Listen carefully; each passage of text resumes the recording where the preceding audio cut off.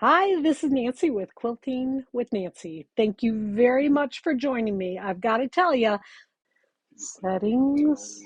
Okay, now it says reconnected. Okay, we're reconnected. Okay, let me go back to where I was. Okay. All right, are you there? Okay, I hope there. everybody is there. I hope there. Brenda is there, Georgia is there. So sorry, it looks like we had an internet issue. So along with everything else, this is when things happen. Okay, this is the final video to announce the new fabric line from Sue Penn. Sue Penn is my good friend who is a fabric designer for FreeSpirit Fabrics. And her fabric line and the quilt that I'm going to show you today is called Butterfly Fields. It does not come out until October 2023. So if you're a shop owner and you like this fabric, be sure that you contact your FreeSpirit rep. For those consumers out there, if you like it, be sure you contact your favorite shop and say, hey, you need to be getting this fabric because I want it, because it's all supply and demand. We know that that's the way it works. So we're going to start by turning around, and Bill, my personal quilt holder, is holding up the finished quilt. Dun, da, da, da. So that is Butterfly Fields. It's got this beautiful big, it's actually technically upside down. I don't think it really matters, but here, follow my finger. So this is the large print. And if we go right over here to the right, you can see the butterflies. So I specifically designed this quilt to be able to really show off the fabric, let the fabric do the work. That's the way we want to do it. And then these are all parts of the collection, or they are Sue Penn's textures. So when you're looking for Sue fabric, you're looking for her designs and or her textures, and they all work together. She's been designing for 3 or 4 years. Hold on a second. There's a loose pin up here. Okay, I just basted it, and I want to be sure they're secured so I don't like bleed all over my quilt. All right, so Bill's work is now done, so he's going to hand the quilt to me, and I'm going to put it under the machine. All right, so while I'm putting it under the machine, you can see that I'm working on my FAF Power Quilter 1600. That means that it's got the FAF dependability. That means that it's for quilting. It only does free motion quilting. And the 16 tells you that it is a 16-inch space from needle to back. When you've seen me quilt on my old machine, my Power Quilter, you know that the machine was like, set up this way. So that would be, I don't know, right in front of me. This one actually goes to the back. And what's cool about that, vertical, horizontal. Thank you, Athena. Obviously graduated higher in her class than I did, which isn't surprising. Yeah, so this, oops, is how it's going to set up. And the idea with this 16-inch throat is look at how much quilt I can put back there. There's a whole lot of quilt back there with a whole lot of space. Now on this particular table that does come with, didn't mean to make this a video about the table, but this table comes with the machine. I do have, Bill added me a little 6-inch table over here next to the wall, so I have just a little bit more space to tuck the quilt. And then I have this, which is an extension table, so that I can actually have my quilt lay all the way out. We put that down so that Athena can get near and you guys can actually see the quilting. So I've been working on the quilt. I just basted it today. I do want to talk a little bit about the batting. I am using the bamboo batting. I absolutely love it. My concern when I first decided to use bamboo batting was that I didn't know how they made it. I didn't know if it was really chemically intense the way they made it. Come to find out, it's made with sizzle water and pounding the bamboo. And that's how they make it. There's not a lot of chemicals involved. I thought that was a cool thing. I love the feel of it, the weight of it. It unfolds itself. It does all the things that the wool batting does. The one thing that it does that I don't like, that this is why this is folded over like this, is when I'm in the process of quilting it, it gets all the fibers all over the quilt top. And so I'm constantly having to run my tape roller over top of it. Hi, Renee. Hi, Marie. Hi, Jeanette. Sorry. Hi, Brenda. All right. So I actually take and I fold over some of the backing to cover it up. So then it's not touching my quilt and leaving too much of that residue. I just don't want you trying the bamboo batting and going, Nancy never told me that it was going to get all this messiness on it. Obviously, that washes off. Obviously, you can take it off with the tape roller. It's not a huge deal. But for me, I do like it when it's not there. The backing I chose is a fun backing, and I don't know when I got it, but it's an old Michael Miller, and it just has really encouraging words on it. It's got radiant and awesome and magical and fantastic and beautiful and fun. I just thought that was nice because honestly, it reminds me of Sue Penn. I did take a risk here though. I have a white on the back, and my intention is to put a white in the bobbin, which I have done. Look up here at what I have in the top. This totally goes against my low contrast from top to bottom thread. So here I have, I believe this is a Floriani embroidery thread, which is probably a 40 weight, but it is a shiny polyester. In the bobbin, I have a 60 or 70 weight, so a finer weight, and it's white. But this is how good this machine is. Do you see any tension issues there? You don't see the blue peeking up at all. And on the top, even when it was the blue on the blue, like I did my stabilizing quilting here, there's no white peeking up. So I was risking it. I was not sure. Oh no, was I going to have tension issues? If I did that high contrast. And with this machine, I didn't have any high contrast, and I didn't even adjust the tension. I just kept it on whatever I had. So very, very happy about that. So with this quilt, I did start, as always, with my stabilizing quilting. So I did the straight lines running on the ledge, so you can see here. Oops. I don't know what that was. All right, the camera just flipped. So no, it didn't. It just wiggled. Oh, okay. We're worried the camera's going to flip. So I stitched on the ledge of each of the borders. So I did it on the blue, I skipped the multicolored stripe, then on the blue, and then on the very, very edge, remembering that the binding will cover up the very, very edge. Once I had that done, I really wished if I'd had time, I might have gone through and stabilized all the big blocks. Sorry, I didn't have time. It's going to work out just fine. Now I am ready to do the quilting on the inside of the triangles. So let me show you. That's what fell. It was my pen. There. What's this? There's my paper. So as always, I'm going to get out my paper, pen, and I'm going to draw my design that I want to play with. All right. So here we have our big triangles, and they're big triangles. So my intention at first was to just do connecting corners. And the idea of connecting corners is that you start in a corner, come out about 1/4 of an inch and go to the next corner. And then you can do continuous line quilting going from one to the next to the next. But the problem with that particular design for this quilt, because these are so large, is that left an awful lot of space unquilted. And I'm not a fan of an awful lot of space unquilted. So what I've decided to do is to do a double. So coming just outside of the line to begin with, and then coming in farther, so that each one will be done twice. And if you can see here, I don't know, Athena, can you see the blue or the purple here? How's that showing? Yep. Can you see it very well? Yep. All right, that's what it's going to look like. So then there's only about 1 inch of space. Now the bamboo batting says it can be left 4 inches. Yeah, that might be what it said, but I like dense quilting. It's just my jam. That's what I like. All right. Then in the large sections, I'm going to just take it easy and I'm going to do meandering. So if I'm going to draw meandering, this is what it's going to look like. Whoops. Oh, thank you very much. Lisa likes my nails. Meandering is just doing this, working your way around the quilt.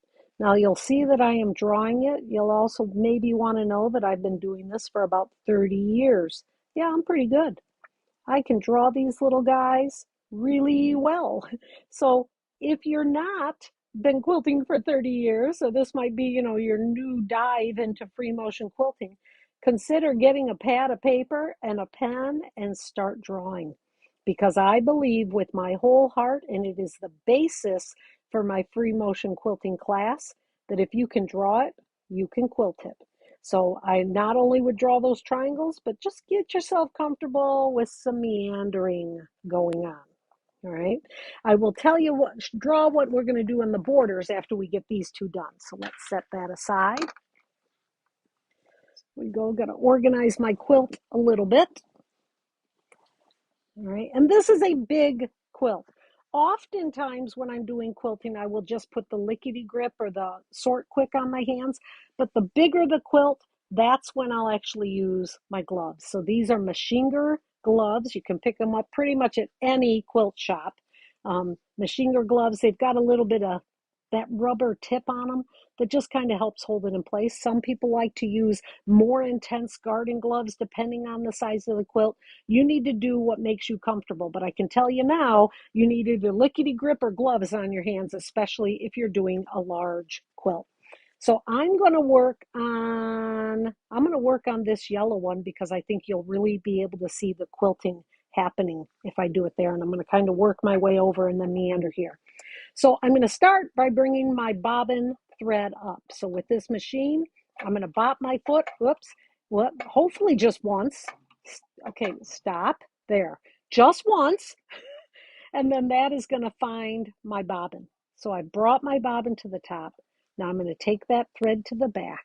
Now I can work right there, do my 3 or 4 little tiny stitches. Now for this section, when I'm doing the connecting corners, I like to use the stitch regulator. This machine has a stitch regulator on it that really works great, and I find it very comfortable when I'm doing this kind of work. So here I go. Gonna come just a little bit away from the seam, trying to make my line as smooth as possible. Then come down, and then come across. Then I'm going to do it again, and this time I'm going to go farther into the block. And when I get here in the little points, the reason I like my stitch regulator is I can really slow down there in the corners. I can go slow, slow, slow, slow, slow. Got the point. All right, go back on that line. Ta-da!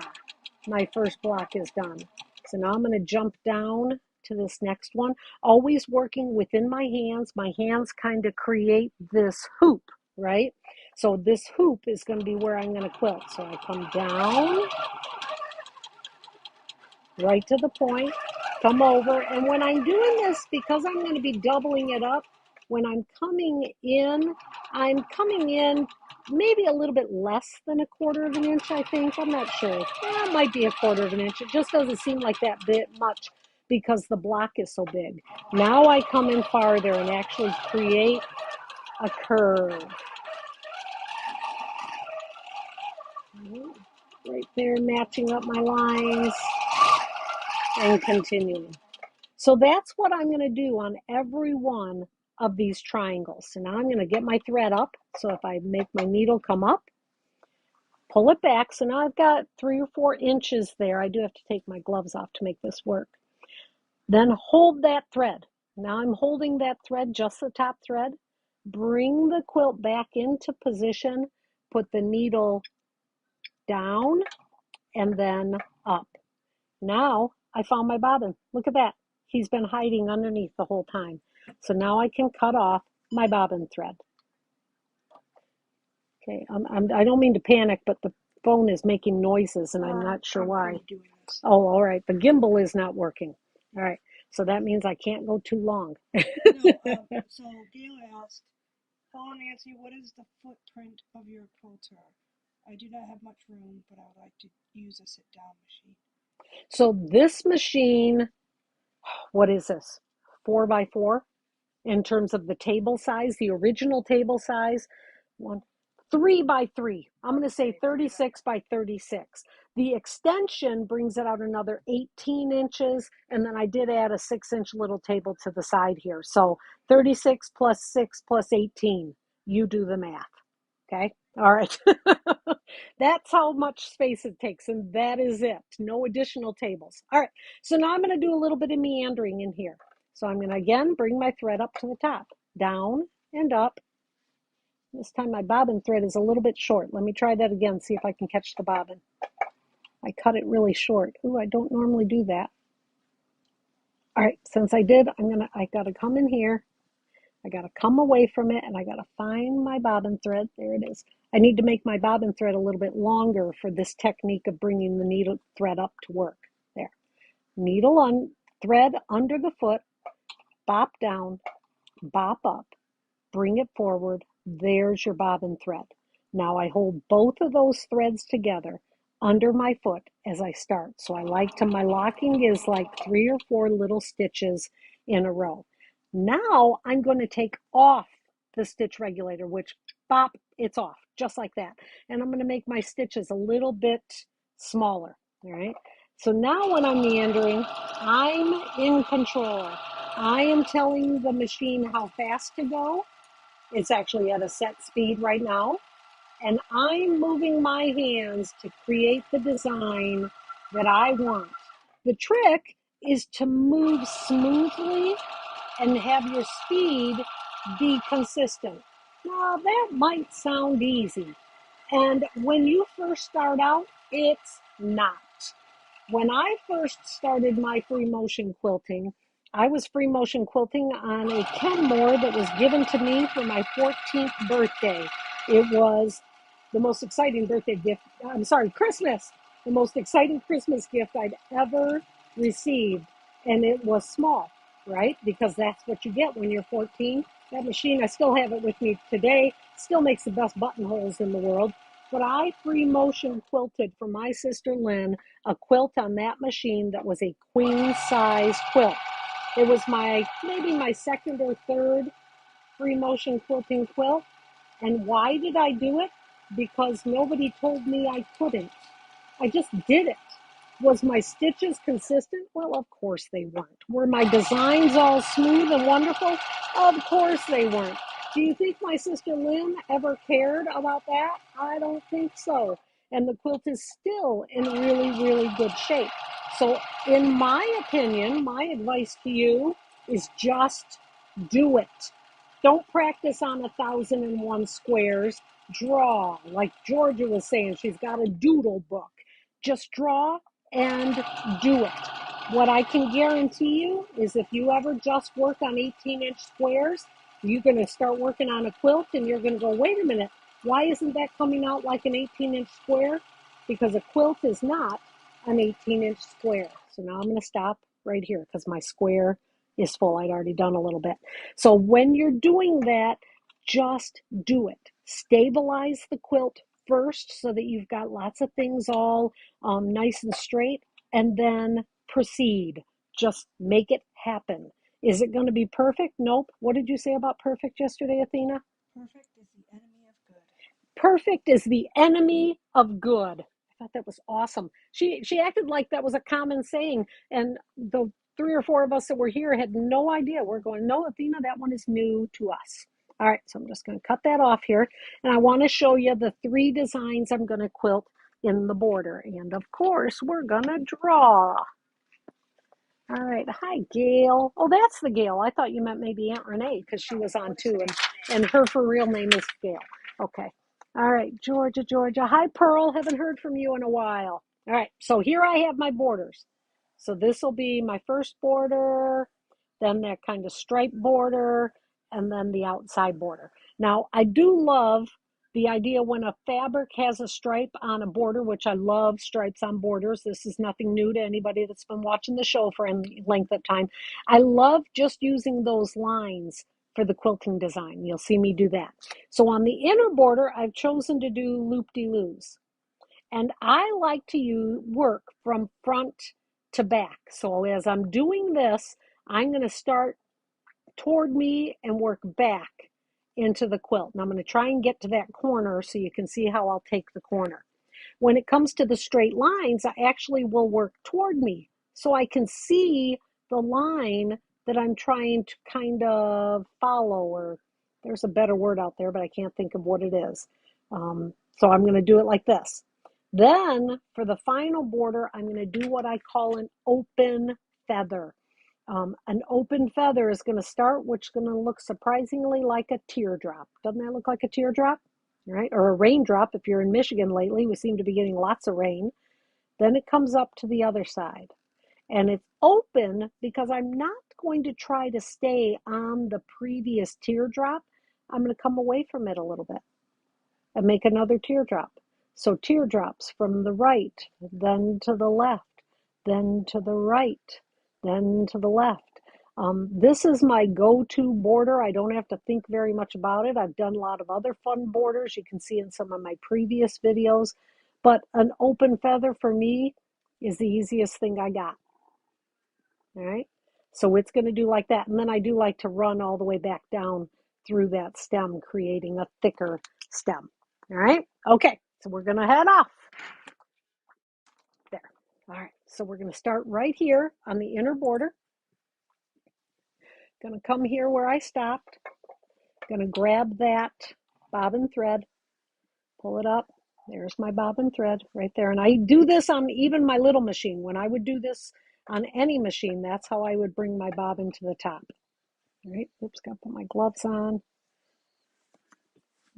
And for this, again, I'm going to work with the manual. I'm not going to work with the stitch regulator, just because I can do it. The stitch regulator, the sound of it going off and on, kind of, you have to get used to that, and I don't know what that sounds like on the videos. So here we go. Back and forth, loop-de-doo. And this is what I mean by working away from myself. I can work away from myself because I know there's nothing back there. I like to work toward myself when I need to see what I'm trying to follow. But here I don't. Work away from myself, just over and over, loop-de-loo, loop-de-loo. This is kind of like when you draw this, when you first start drawing it, it kind of is like a capital L. All right, so I'm to my corner. So what am I going to do on my corner? All right, I know what I'm going to do. Can you see the quilting? Yeah. Okay. Yeah. All right, we can see it pretty good. All right, you can see the impression of it. Yeah. All right, so the idea here for the corner, I'm going to come in here and make one loop, then make my other loop just like I had been making, but then I'm going to come right to that corner, make one long loop into the corner, and then start my loop-de-looing again. Back and forth, back and forth. All right, so I'm going to cheat a little bit, and instead of starting and stopping, I'm going to kind of just get up here to those stripes so I can show you how the stripes are going to work. So with the stripes, I'm just crisscrossing, and this is maybe, I don't know, 3/4 of an inch to 1/2 of an inch to an inch, following the design of the fabric. So here I am at the corner. What shall I do? I am going to, I don't really want a solid dark line there, so I'm going to have to start and stop. So I'm going to come up here, going to go in, turn north, come to the side, come south, turn to the side, go north, to the side, there. That's what I'm going to do in the corner. And Athena approves. So I'm going to cheat, and I'm just going to follow an existing stitching line to get down here. I guess that wouldn't be called cheating. That's called efficiency. Now I'm going to be able to continue the straight lines.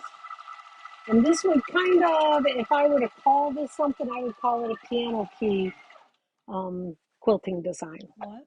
Piano key. Because that's like the piano key border that we'll do on quilts. Yeah. Back and forth, back and forth. All right, so now I'm going to get up here to finish the feather, and I'm going to be able to do the feather in the corner for you. So let's bring my thread to the top, bring it back about 3-4 inches, pull it forward, down once, down, up, and there's my scissors. I do love these scissors that are dipped like this. They make this process safe. I never feel like I might accidentally cut them. So when I have my scissors, when everything is going the way it should be, those are the scissors that I use. All right, so now I'm going to come up here to the feather, the last part. Okay, going to bring my bobbin to the top. Needle down, needle up, found that bobbin, into position. holding it here with my left hand as I start, and I'm going to just take 3 or 4 little stitches, barely moving. Now it'll be ready. Let me get my other glove on. And again, this is the type of thing that I'm going to work away from myself because there's nothing back here. I don't have to worry about hitting something in the design. Okay, so I'm going to take it to the right. Nice and calm. Don't go too fast. Watch my hands. Are my hands moving like the wind? They are not. Is my machine moving like the wind? Well, it is.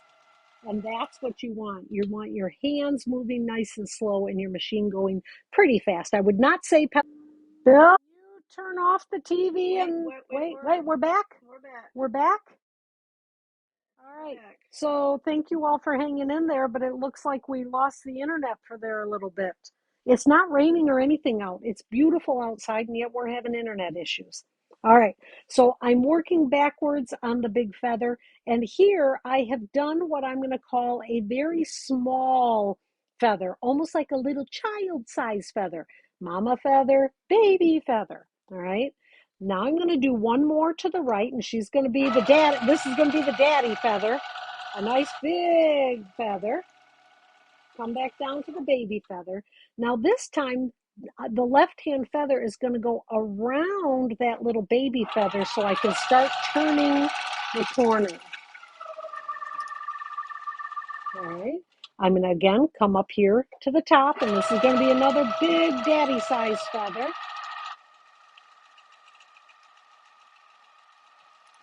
There we go. Now the next feather to the left is going to turn this corner and be back to its full size. Right. Now I can turn the quilt and continue this. And now the feathers are going to start to be the same size again. But here, since this feather is lower than this feather, I'm going to do 2 on the right. And then go back to the left, right, left, right, left, right.